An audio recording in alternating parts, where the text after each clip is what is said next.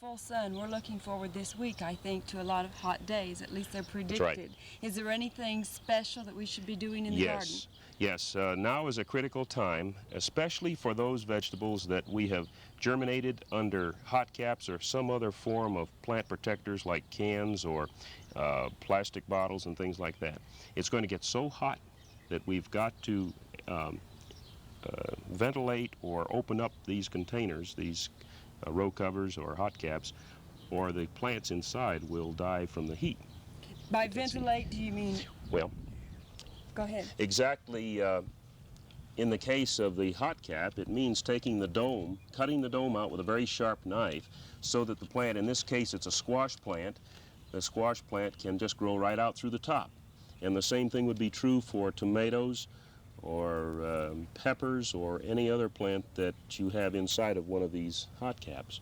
Watermelons can stand a little bit more heat, but even they should be, the caps around them should be vented. If you're using a big tin can, you just cut the top out of it, is that? Well, the tin can should come off completely, I think, and be used, it can be positioned to the southwest of the plants, and like these shakes are important, still important, to protect the plants from the relatively high afternoon winds that we'll probably have. It's still important to have the windbreaks in place.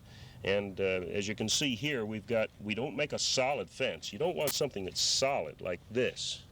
Mm-hmm. You want to have, the objective is to break about 50% of the wind with each rank of windbreaks, and so you leave spaces between them, so some of the wind can get through.